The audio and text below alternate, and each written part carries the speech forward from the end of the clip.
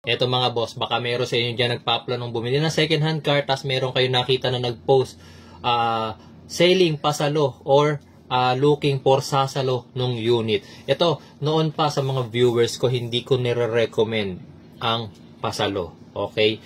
Why? Kasi dito sa Pilipinas, mga bossing, kahit tanongin nyo yung mga banks, hindi naman talaga legal ang pasalo. Hindi ko naman sinasabing illegal siya, pero hindi kasi siya kinikilala ng mga bangko. Anong ibig ko sabihin doon? Halimbawa, ako, nangutang ako kay bangko. Bumili ako ng nangutang ako ng isang Ford Everest. Tapos hindi ko na kayang hulugan. Ngayon, hahanap ako ng kahit na sino dyan sa inyo na interested na gustong saluhin tong aking Ford Everest. Ganito ang remaining monthly ko. Ganto na lang ang months na babayaran ninyo, tapos bigyan nyo na lang ako ng halagang 500,000, kayo nang magbahalang magtuloy, okay? Actually, hindi yan nire-recognize ni bangko. Kaya nga, maraming sasakyan ang nahahatak kasi mas pabor kasi sa bangko na mahatak yung sasakyan kesa ipasalo ninyo. Kasi nga, pag nahatak yan, lahat ng down payment ninyo, lahat ng hinulog ninyo is forfeited na. Kumbaga, wala nang babalik sa inyo kahit piso. Tapos, yung sasakyan na hinatak sa inyo, pwede nilang ulit ibenta sa third party na, sa mga car dealership, sa mga nag-buy and sell, o kaya sa mga direct buyers na gustong bilhin yung sasakyan mo. So, ito, meron ako i-share sa inyo para mas maintindihan nyo kung ano yung mga nagiging problema nung mga sumasalo, ha. Ito, nakita ko lang to sa isang group ng bentahan ng sasakyan. Sabi niya, pahingi ng advice mga bossing. Binenta ng kapitbahay ko yung sasakyan nila at may deed of sale kami with assumed balance. Then tapos ko nahulugan sa bank lahat. Taon na po ang lumipas at hindi pa rin nagbibigay yung ORCR. Hindi niya inaasikaso yung pagkuha nun. At sabi ng bank may storage fee every month. So bago ko maklaim yung ORCR, magbabayad ka muna ng 20k plus as of November 2024. Also, si first owner lang ang pwede makapag-claim. Yung kapitbahay namin nagtatago na dahil sa daming utang. Ano po ang pwede kong gawin?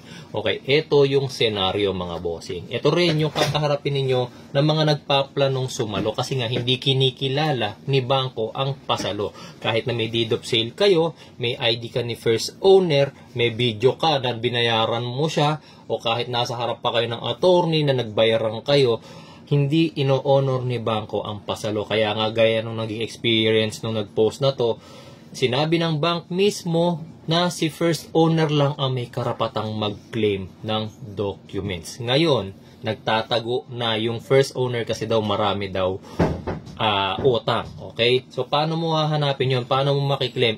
Ang i-claim pa niya sa bangko dyan, guys, is hindi lang yung release of mortgage. Lahat ng original documents, hawak pa ng bangko. Okay? Chattel mortgage, hawak ng bangko. Release of mortgage, hawak ng bangko. Lahat yun kakailanganin mo para matransfer sa pangalan mo yung sasakyan. Ang hawak mo lang, deed of sale. Hawak mo lang, ID ni first owner. Hindi yan kinikilala ni bangko, mga boss. Kahit na tayo, halimbawa ako, bibenta ko sa inyo, ipapasalo ko sa inyo sasakyan ko. Pupunta tayo ngayon ng bangko, tapos doon tayo, magpapakompute tayo, tapos makikita nyo doon magkano lang remaining balance ko. Tapos, makikita nyo yung monthly. So, yun yung itutuloy yung monthly ngayon. Kahit makita ni bangko na nandun tayo na nag-transaction, na binayaran nyo ko ng halaga kung magkano man yung gusto kong cash out, hindi nila i-honor na, oo, nakita namin kayo rito. So, legal yan transaction nyo. Hindi nila i-honor yung mga bossing. Ang kinikilala pa rin po ni bangko dyan is si first owner. Kaya po, kahit anong mangyari dyan, si first owner lang talaga ang may karapatang mag-claim ng documents. Okay? Hindi kayo mabibigyan kahit authorization. Actually, baka sabihin ng iba, pwede na yan authorization lang. Actually, hindi, guys. Kasi na-experience ko yan mismo. Meron ako hindi pa salo ang ginawa namin. Pay off pa pay off. Ang ibig sabihin ng pay off, nagpunta kami sa bangko, tapos meron siyang remaining balance doon. Okay? Yung remaining balance niya mismo, ang binayaran ko ng buo, on the spot. Binilang ni manager, binilang ni teller, tapos ako rin yung pumirma sa deposit slip kasi nga ako yung nagbayad. Pero nung kukunin na yung documents, ang sabi ko, ma'am, ako po yung kukuha ng documents. Ay sabi nila, sir, hindi po pwede. Ang kukuha po ng documents niyan is si first owner pa rin po.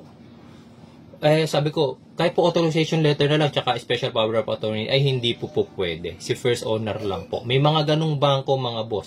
Kaya kahit meron kayong pinanghahawakan na video na nagbayad kayo sa kanya, na may deed of sale kayo, may ID kayo, hindi po yan i-honor ni bangko. Kaya kapag magpapasalo, think twice. Kapag may nagtatanong sa akin about pasalo, lagi ko sinasabi, kung personal mong kilala yung nagpapasalo, halimbawa, matagal mo ng kaibigan, o kaya family member, relatives, pwede, siguro pwede, pero hindi ko pa rin nire-recommend talaga ang pasalo kasi kahit si bangko, hindi nga po yan ino-honor. Okay? So, risky ang pagpapasalo on the part of the buyer. Mas mataas kasi ang risk ng part ng buyer. Kasi halimbawa, ako pinasalo ko sa sasakyan ko. Siyempre, tas ilang years mo pababayaran. Ngayon, binayaran mo na ako yung balance na gusto ko makuha, binayaran mo na ako. May mga ganun kasing seller binayaran mo na ako Wala na akong pananagutan yung sasakyan. Tapos after a year na tapos mo ng bayaran, kukontakin mo ako, sasabihin mo sa akin, "Sir, tapos ko ng bayaran yung sasakyan, kailangan nyo na pong kunin yung documents." Bihira sa mga taong nagbenta ng sasakyan na mag-aabala pa na kunin yung documents. Parang yung iba dyan, bahala ka na sa buhay mo. Hindi ko naman sinila lahat para sa akin, mas importante pa rin mga bossing na kung gusto nyo talaga ng bumili ng second hand car, wag na pasalo. Wag usapan, actually hindi ko nga rin masabing pay off no. Kasi nga sa pay off ganun din yung sitwasyon mga bossing. Sa pay off, si first owner lang din talaga ang bibili. Si first owner lang din talaga ang kukuha ng documents, hindi rin pwedeng kayo. Okay, so medyo on that part, nandun sa inyo lagi ang risk. Kahit ako mga bossing, isa yan sa mga risk na kinakaharap ko pag bumibili ko ng sasakyan. Merong mga pay-off, merong mga naka-encumbered. Ngayon, kumbaga, risk taker ka na lang. Nasa sayo na yan, pero parang nandun ka na lang sa punto na sana wag siya yung klase ng seller na pagdating ng panahon na kailanganin ko na yung documents, dededmahin na niya ako. Okay, so think twice before kumuha ng pasalo mga bossing.